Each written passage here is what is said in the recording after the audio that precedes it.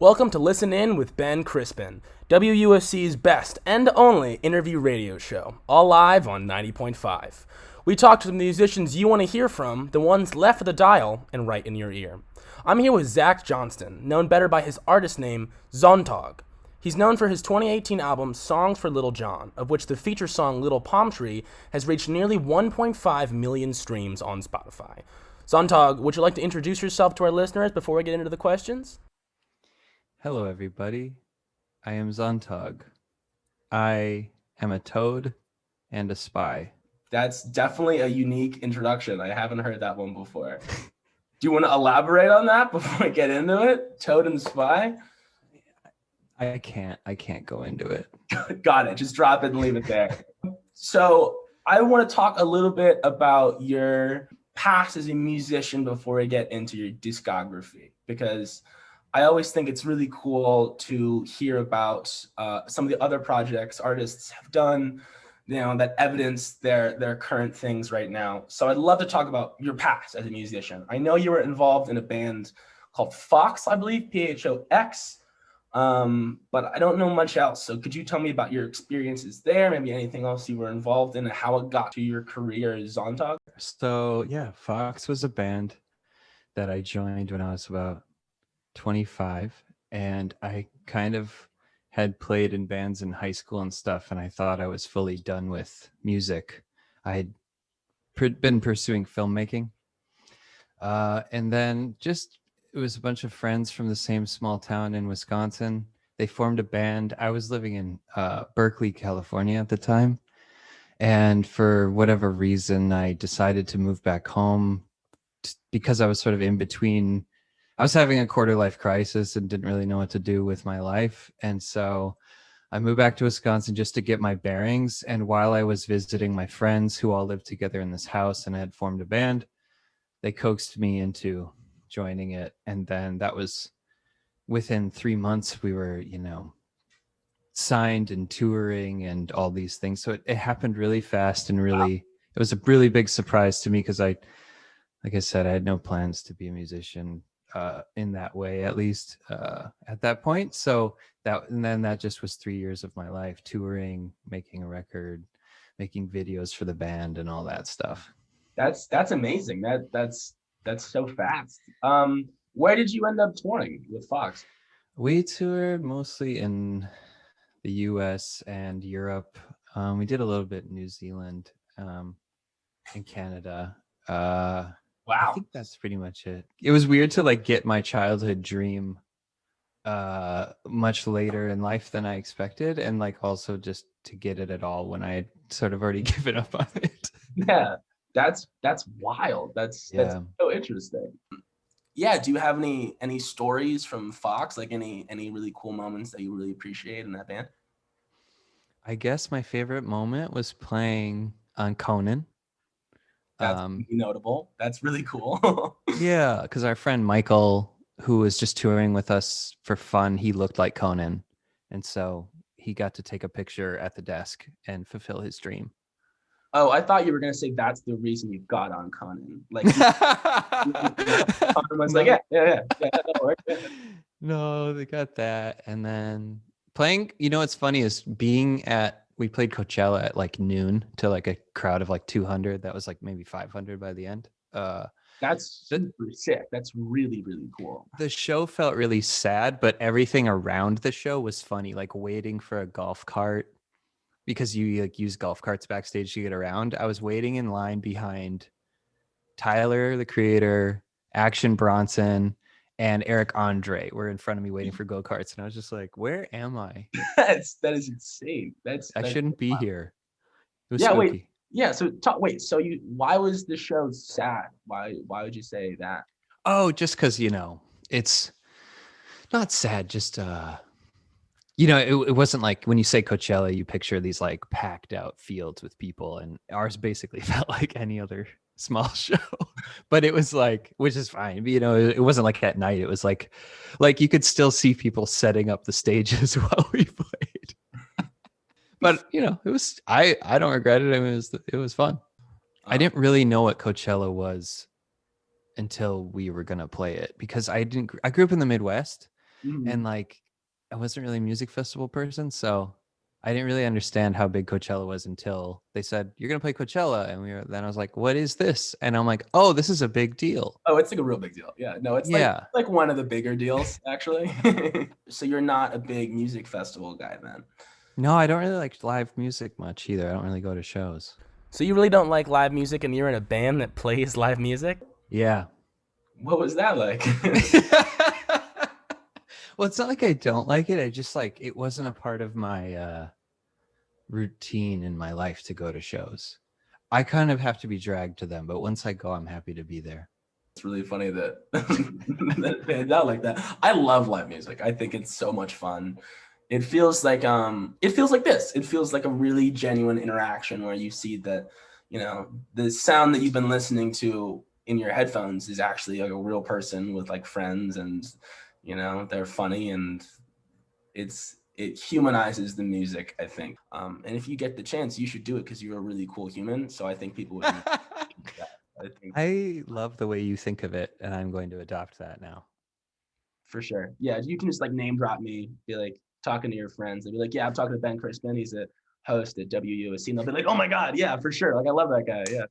So that was about 3 years of your life. And then you moved on to Sonntag, why did you make the choice to leave Fox? Well, actually, Fox, so Sonntag existed first as this record that I had made with all the people that were in Fox. I started this record in Wisconsin. I moved away to California, and while it was kind of being mixed and finished and all that, my friends who would eventually become Fox wanted to play a battle of the bands in this tiny town that we're from. So They cool. didn't have any songs, so they just covered 3 Sonntag songs and played this show basically as a cover band for me without me being there, which is really funny to think about now. Yeah, it is. And then eventually they wrote and made their own songs and became their own thing. So I was kind of like, the Sonntag project was kind of the genesis of those people coming together to work on something.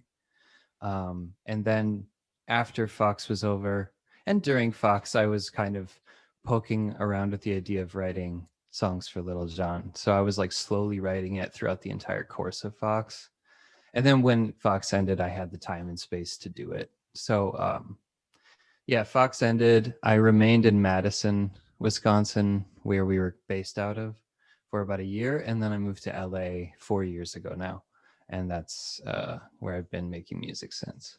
Wow. So Berkeley, Wisconsin, LA, and then also New Zealand and Europe and most of the United States. So you've been everywhere with your music. That's awesome. That flows in perfectly because I'd love to talk a little bit about your inspirations as an artist, right? Songs for Little John, Florian, Diplomat, all of your albums are really musical. So I'd like to ask, who do you draw from for that? Is it, do you get a lot of inspiration from other artists, or whether those be your best friends? Like, who do you take from to get your very unique sound? Thank you. I would say film. I take from film. That's a cool answer. And yeah, it's generally not music. There's like a different set of things that influenced every record that are completely different.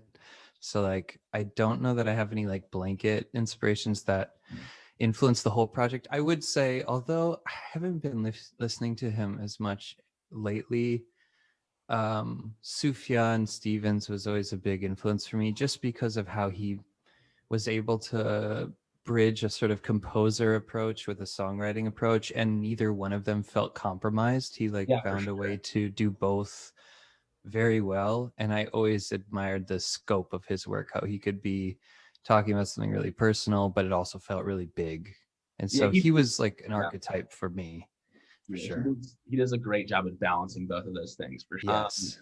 So could you maybe expand on that a little bit? What do you mean by you draw inspirations for your sound from film, like in terms of like composition or like cinematography? What do you mean by that? Just like the feeling, like, so I guess like Songs for Little John to me was always supposed to kind of feel like a quarter life crisis read in a children's book on a rainy day. Like, that's the vibe. So like old school illustration, Winnie the Pooh, like old 2D animation, whimsical. Like it's all about some weird, tender, extremely tender and vulnerable part of your psyche. Florian was me like dipping into, I was like kind of, after making something that was so tender and sweet, I kind of wanted to like write from the more angsty or like angry part of me. So Florian was like referencing more rock music that I liked in high school, like Interpol and Placebo and like music that I would watch in skate videos growing up. So, but like the vibe of Florian was like, to me, it was just about like being in Chinatown at 1 a.m. for some reason. I don't know why. Like having a meltdown in Chinatown at 1 in the morning. I don't know why. 1 a.m. Chinatown meltdown is definitely a very specific sound. Doesn't necessarily fit in the genre, but I definitely like it. Yeah. And then Florian, or I'm sorry, Diplomat is very specifically me watching way too many spy films about, you know, international affairs, just like spies, as like Cold War, just watching a ton of that media.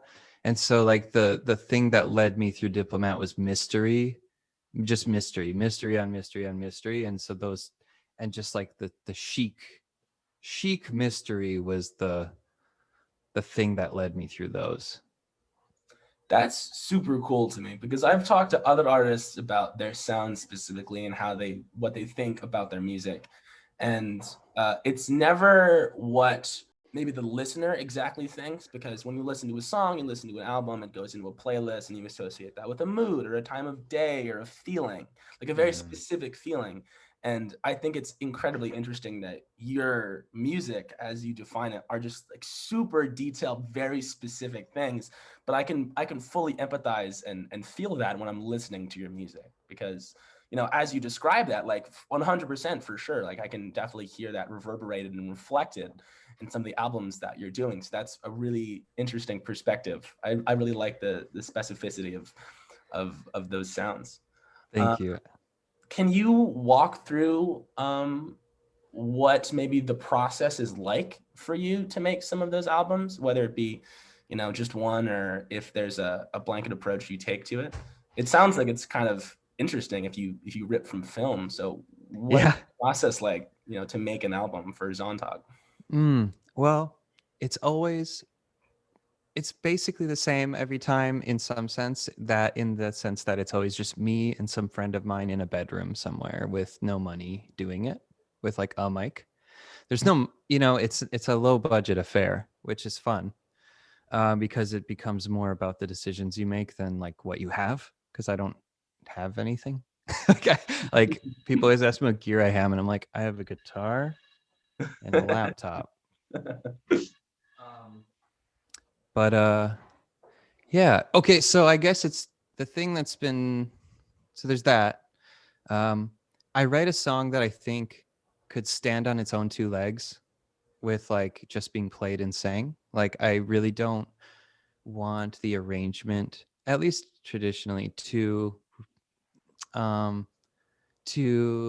I've always like, so I started with kind of a folk approach, and in folk, like the lyrics, you know, matter a lot, and because there's not so much about the arrangement doing all the heavy lifting for you. But I'm kind of more into arrangement now, but I still really have that like old school sense of like, I want there to be a story or something something to get you through this as a journey where it matters to listen to the entire thing. So anyway, I make something, I record it in my computer. I make some messy arrangements. Sometimes we keep like 90% of them. Sometimes we keep 50% of them.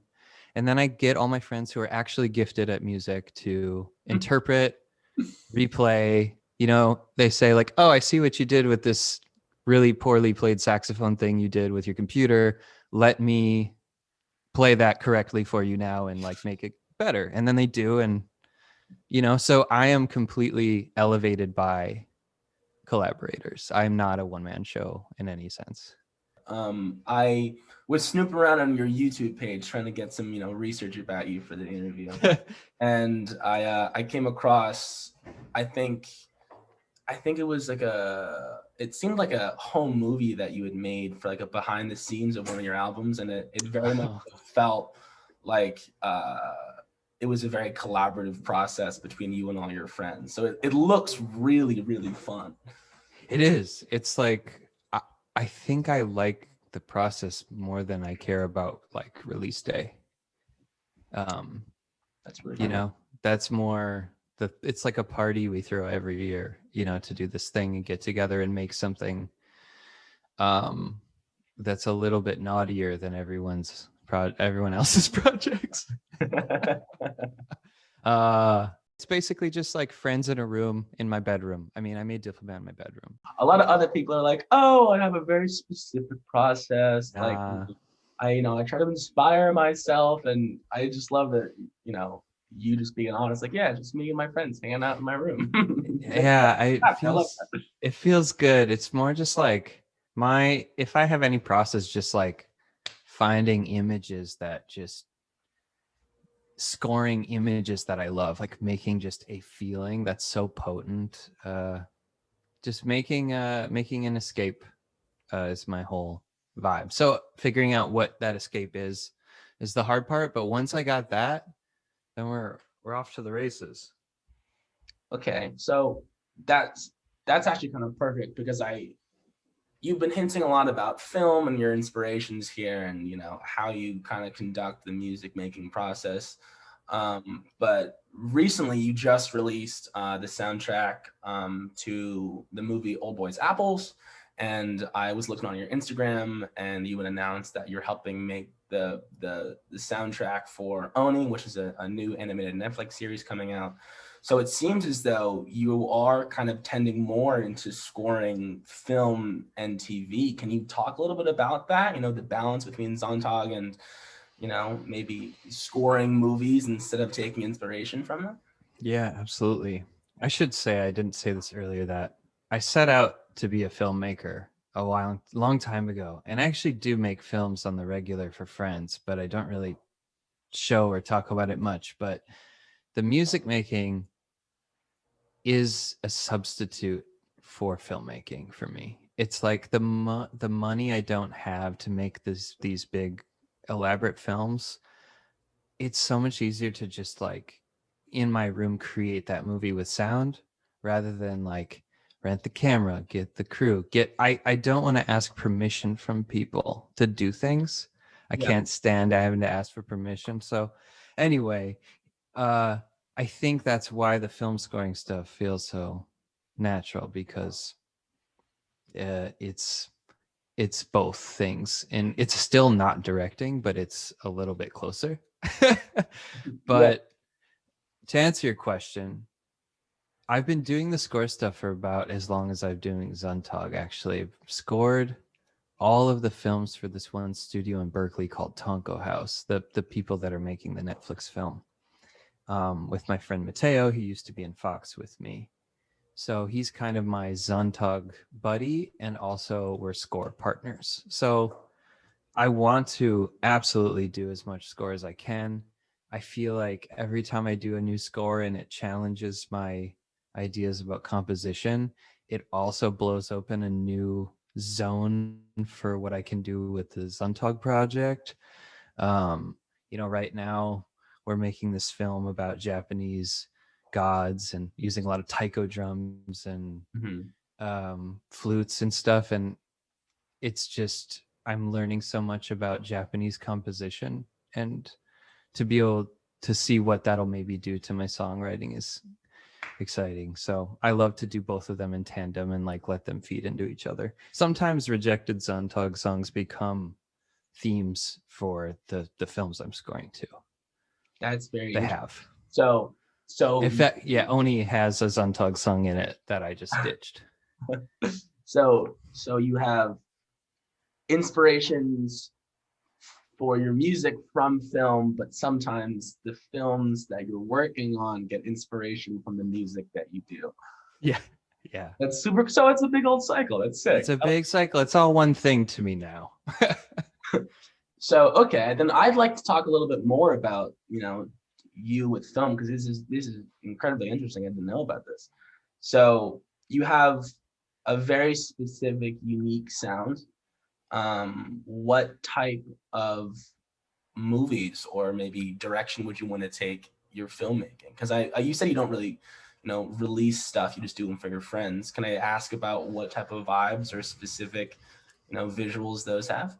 Of course. I mean, the thing is when I do films for people, it's usually me using my filmmaking skills to unearth their dreams, like their soul. So like I'm usually trying to materialize an aesthetic that isn't mine. And I love that process because it's like so fun to do something. It's like my love language is like collaboration and like bringing out people's like dreams and materializing them is so fun. So like my body of work as it exists now kind of doesn't really look like me. I guess the only time where there's stuff that is like me doing me is maybe when I make a Sonntag video, which I've made very few. Some of my lyric videos for Diplomat are like close, but I don't know. That's the thing, is I'm confused. The journey for what I want to make with film is still something I need to develop over time. Like it's like this thing I'm working towards. So far I've done music videos for Fox. I did all of our video content. Like I made us a video EP that got us to that helped us get to South by. And right now there's this band in LA called Valley Boy. And I've done 5 or 6 videos for them over the course of the year. I think 3 are released now online. I don't know. So anyway, I'm kind of rambling, but I don't know what I want to make for myself, but I really enjoy world cinema a lot. And I like films that are just, I don't know, have way too big of budgets and are way too just absurd. And so maybe it's better I just make music instead of exhausting everybody. But yeah, most of the work I've done has just been mostly like music videos, music for bands, things like that, because my friends are all musicians. I don't have a lot of filmmaker friends, honestly, barely any. So I'm just a filmmaker surrounded by musicians making music films on repeat. So then maybe I might ask you, I mean, I haven't really seen many Sonntag music videos. Why don't you make more for your own music then? I know. That's a good question. I think because I'm on the fence about it, because part of me was like, well, that'll break the fantasy. Like when there's a movie made for a book and obviously the book is better in your mind type of thing. Mm-hmm. Like some people refuse to see Harry Potter because they like their own version of it in their mind more, whatever. I had that mentality for a little bit where I was like, I don't want to tell people what they see when they listen to my songs. I'd rather just let them have their own thing. But then another part of me is like, well, it's fun to do this and I like to do it. So I should do it. And it's an excuse to make a film. So going forward, I think that I will do more. There's some level of exhaustion with like creating a world and like a soundtrack. And then by the time you're done with it, I'm very like the type to move on very quickly once I'm done. So the idea of then slugging through interpreting it cinematically, as there's only so much time in the day. Mm-hmm. But I will do it for the next one. I think I'm going to make a lot of film stuff for the next one. I mean, hearing how artistic you are, and I guess maybe how potent your music is in terms of what it promotes with thoughts. When I listen to it, at least for me, it's very artistic. So I would be personally really excited if you released more content for Sonntag, because if your videos are anything like your music, it's probably going to be really good. So you should give it a try. Oh my God, this is like such a helpful conversation for me that I can never have. Thank you. I will take that to heart, and I will do that. Well, let me hype you up even more, because I want to ask a question about some statistics. Just Sure. switch back over to Sonntag's songs. I'd like to make a comment about numbers on Spotify, because I think it's always really cool to acknowledge you have more than 30,000 monthly listeners. You have more than 30,000 people every month going on Spotify and listening to your music intentionally. That's roughly about equal to how many people attended the Super Bowl this year, which is a cool comparison. But after that, like I said before, Little Palm Tree has been heard nearly 1.5 million times. That is an incredibly high number. With that, you could easily fill more than 20 NFL football stadiums with people listening to that song. So I want to ask, what is that like to make something, right? And to make something just with your friends in your bedroom with a microphone, make something and have people acknowledge that and listen to it and respond to it in such a big way like that. What is it like for you to see that happen? I'm very grateful that it resonates with people. It's always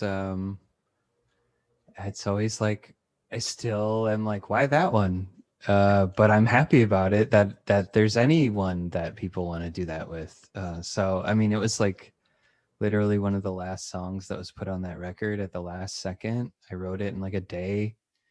I'm very surprised that it has the legs that it does. And the numbers are cool. Obviously, like, it's just like wealth. Like, it's hard to define like who is rich and who is not, because someone's always got more and someone's always got less. So it's like, I'm just happy that anyone listens at all. It's always curious to me to see what people which songs people play. And I'm just, I'm happy Little Palm Tree has legs. It's cool. It feels like ancient to me now, but it's only like 2.5 years old, but it feels ancient. It's kind of funny that you say like, oh, why that one? Because in my mind, personally, I'm like, oh yeah, of course that one. Like I listen to that song all the time. I know all of the words to it. I could probably sing it for you right now. Like I love that song. It's fantastic. So it's just kind of funny that you're like, oh, I wrote it in a day. Yeah, like it's. Well, that's how it always is. I feel like with those kinds of songs, the songs that people dislike a lot, they always come really fast, and then the songs that you slog over for like a year are like less that way. But I'm happy that it happened, and it's like I wouldn't say I have a love-hate relationship with it by any means, but I definitely want to like do another one as good. That would be fun. Yeah. That's maybe an interesting question I want to ask. What can you maybe tell me about one of the songs on one of your albums that was really difficult to make? Because it's always really interesting to hear, like, as you said, if you wrote Little Palm Tree in a day, I'd love to hear the ones that you've labored on the most. Sure, totally. I would say, well, one of them, the song itself, on Florian, the song Continuous Strain, it's only basically two guitar parts and a vocal, and the recording of it was simple, but emotionally it was kind of a difficult song to write. It was very personal, and it was just about like having trouble with your family or your friends or your it could be your chosen family or your actual family, having issues with them, having a problem with them, and then sort of taking a step back and looking and realize that they had their own family that made them a certain way, and we're all sort of affected by the generations that came before us within our families that hand down these sort of problems that keep passing through the family. And so that was kind of an emotionally difficult song to make. Sure. But very easy to make otherwise. Another song that was difficult to make was I mean, man, what was hard to? I feel like songs for Little John was the hardest. Probably Born in Another Time or Unforgiving Blues.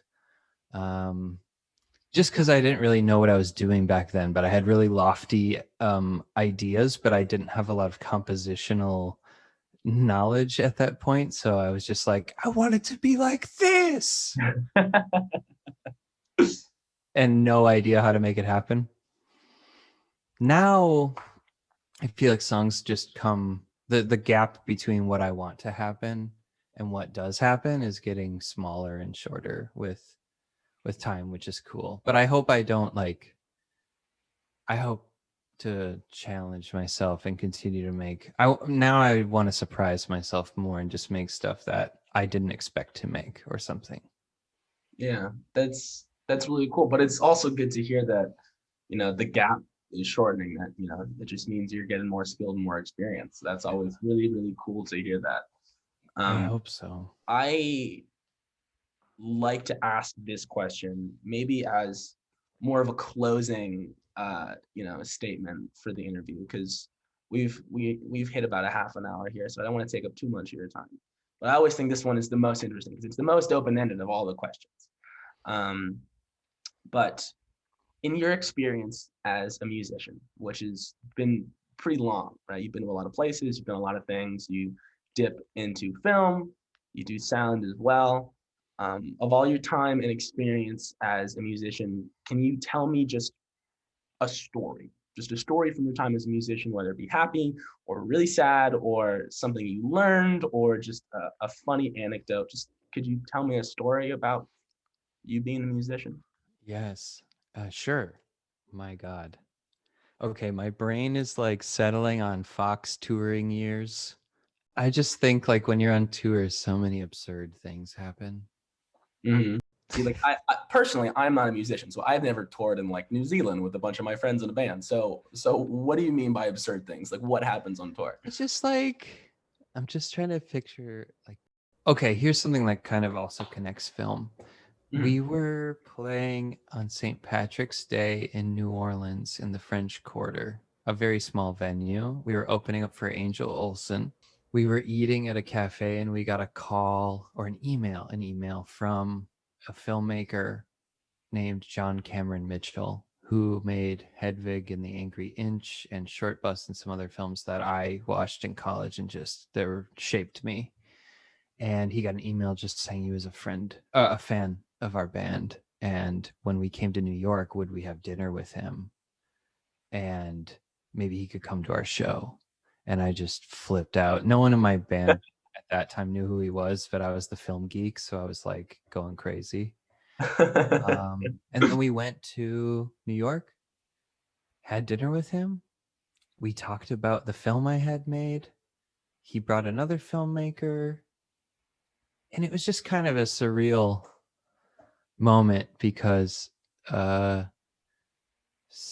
was getting to like through this vehicle of music, getting to fulfill my dreams as like a filmmaker still. So that was quite a moment to be able to sit with him and have him just like be a person that I could talk to sometimes. Yeah, that's for sure. Well, I know exactly how you feel because, whether you think about this or not, I don't make music. I just listen to it. I'm a big music nerd also. That's why I love working at the radio station. But Zontag, like you're one of my favorite artists. Like I really love your music. So this in and of itself, getting to talk to you about the music that I listen to every day and the experience that you have making it and how you do it is a surreal moment for me as well. So it's kind of funny that you get to mirror it like that. That means the world to me. I mean, I don't play live, so this is the only interaction I really have with people outside of like comments or something online. So it's really lovely to hear you to talk to somebody who listens to my music. I really appreciate it. Can I ask you something, not to put you on the spot? No, sure, go I'm for it. just curious. Do you have a specific record that you go to that you like the most? Or a Of song? yours or just Yeah. um Yeah, like I said, I really love Little Palm Tree. And I love Songs for Little John because, like you said, it kind of feels like a storybook a little bit. Like it's a little bit lighter and more gentle than a lot of other albums that I listen to. Yeah. It's really nice for me. I associate it with a lot of really pleasant memories that have kind of come and passed.